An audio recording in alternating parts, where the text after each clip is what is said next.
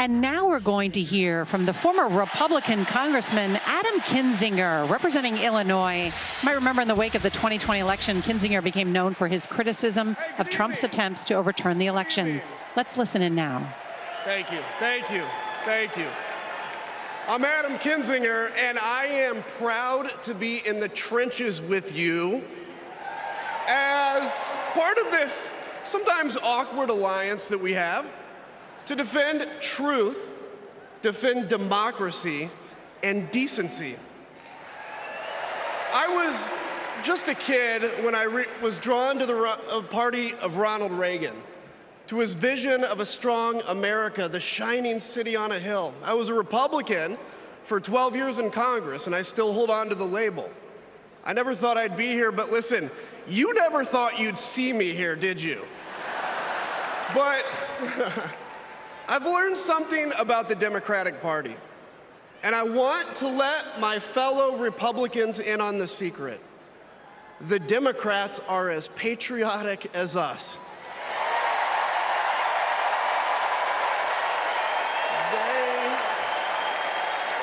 They love this country just as much as we do.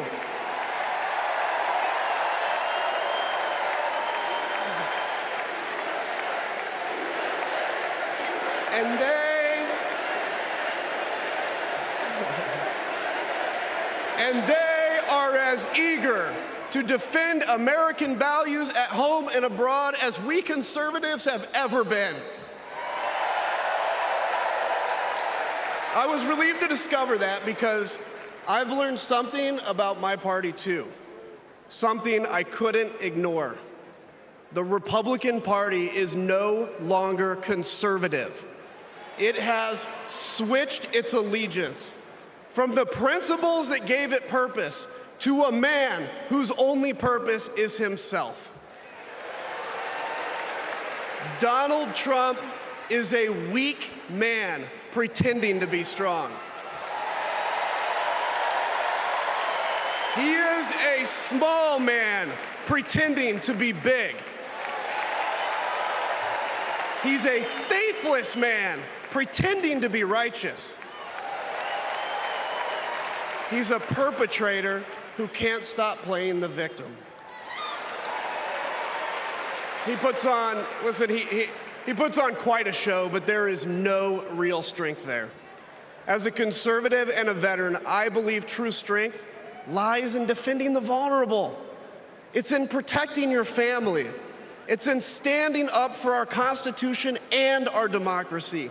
That is the soul of being a conservative. It used to be the soul of being a Republican, but Donald Trump has suffocated the soul of the Republican Party. His fundamental weakness has coursed through my party like an illness, sapping our strength, softening our spine, whipping us into a fever that has untethered us from our values. Our democracy was frayed by the events of January 6th, as Donald Trump's deceit and dishonor led to a siege on the United States Capitol.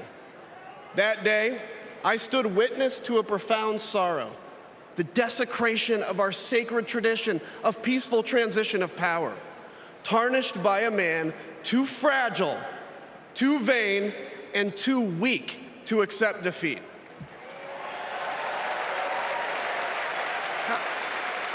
How can a party claim to be patriotic if it idolizes a man who tried to overthrow a free and fair election?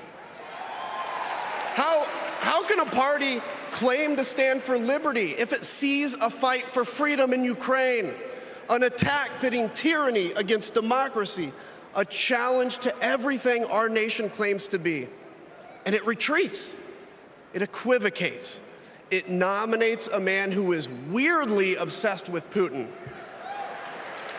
And his running mate who said, quote, "I don't care what happens in Ukraine." Yeah, and he wants to be vice president. Yeah. How can a party claim to be conservative when it tarnishes the gifts that our forebears fought for?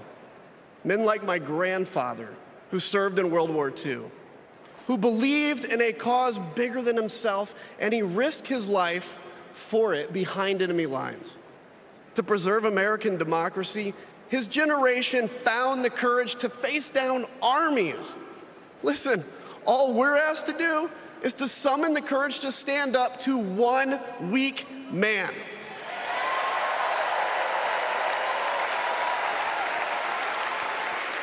Some have questioned why I've taken the stand I have. The answer is really simple, ladies and gentlemen. We must put country first. And tonight, as a Republican speaking before you, I'm putting our country first.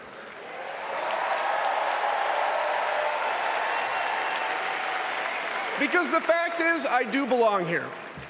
I know Kamala Harris shares my allegiance to the rule of law, the Constitution, and democracy.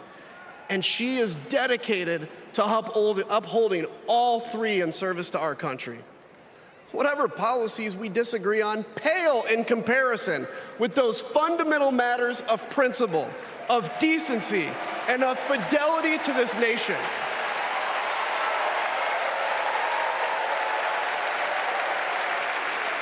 Listen, to my fellow Republicans, if you still pledge allegiance to those principles, I suspect you belong here too. Because democracy knows no party. It's a living, breathing ideal that defines us as a nation. It's the bedrock that separates us from tyranny, and when that foundation is fractured, we must all stand together, united, to strengthen it.